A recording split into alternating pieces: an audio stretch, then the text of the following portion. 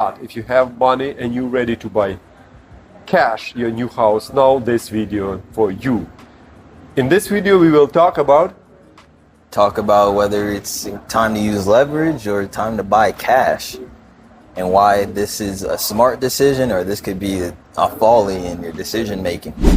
Let's talk about buying investment real estate with cash. Let's talk about buying investment real estate with leverage, and then we're going to talk about why it's sometimes better to do one over the other. Can I be the cash guy in this video? Yeah, you can be my devil's advocate. Okay, I will be your God's advocate, okay?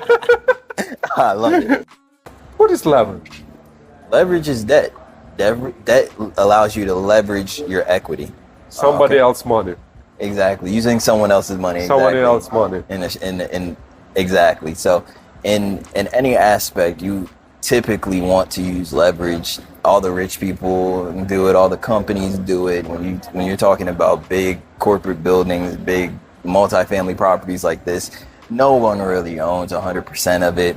No one has actually went in there and purchased that property cash. What they do is they purchase it, and what they do is they purchase it with a cap stack or a capital stack. So they're going to be using leverage in that capital stack, whether it's the first lien, mezzanine financing on top of that.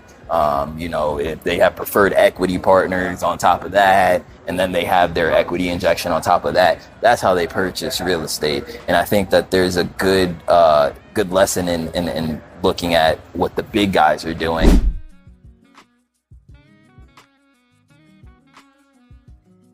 Because when you get the loan, you are not the owner of the property. The lender is the owner of the property, and you are renting that property for the next 30 years with a good advantage that you can sub-rent it on the yearly basis.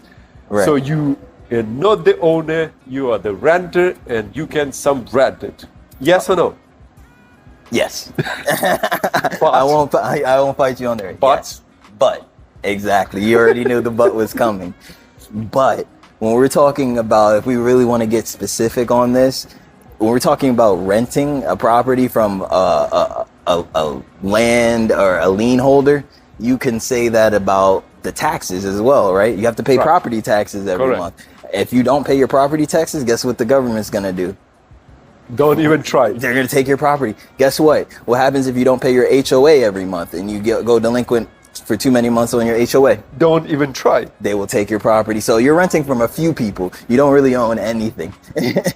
Now, if you want to talk about, okay, well, they don't have a lien on the property right away, I would have to go delinquent on these things for there to, then we're having a moot point, because unless you go delinquent on the mortgage lien, they're never going to take the property from you. They want to incentivize you to keep paying that mortgage.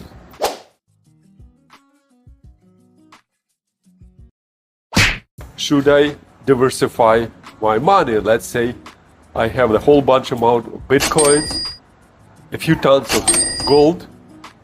I have a few tons of cash, $100 bill cash, and now I want to have little part of my money parked in my $5 million house. Can I do diversification and have the cash buying in the house? That's a little part of my money. Yeah, I would definitely say you should 100% diversify. I think any financial advisor would echo that.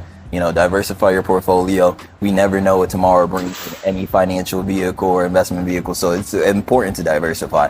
But I also think when we're talking about diversification, we don't think of planting a whole slew of money into one avenue. So if we're talking about diversifying in real estate, I want to diversify my doors. I want to diversify my market. So I really want to use leverage to diversify, right? I want to be able to put 20% down on 5 properties instead of 100% into one property, if that makes sense. If we're talking about cash flow and cash on cash return. So that's the way that we diversify. We don't diversify by planning 100% of your real estate investments into one property in one market with one tenant. Okay.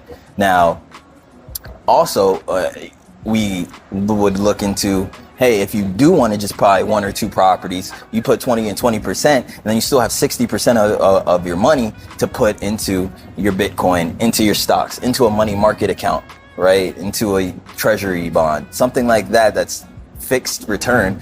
So you don't have that risk factor, right? And I think the wrong mentality of diversification is to put, 100%. Just like if you were going to buy a stock, right? Right. If you're going to buy a stock, are you buying one stock? One stock? That would be Apple. You just want Apple? You just want to buy Apple stock? Apple, yeah. All of my money. What happens tomorrow if Apple goes out of business and they get sued by the U.S. government for a monopoly and they go out of business? It never goes out. It's always one up and up. So I will buy only one. All my money goes to one stock. Oh yeah, well, we all like to, make those predictions, but no one is Nostradamus, right? Okay. I think that it's not the smartest decision for you to okay. The smart will be to buy Tesla stock. I know. Buy Tesla stock too. Buy Apple, buy Google, buy all of those stocks. But I don't think buying 1% of Google or 1% of Apple is the smartest investment. I think diversifying across different stocks, different bond options would be the smartest thing to do. And honestly, if we're, I'm not a financial advisor, so take this with a grain of salt. If I were a betting man, I would bet on all of them.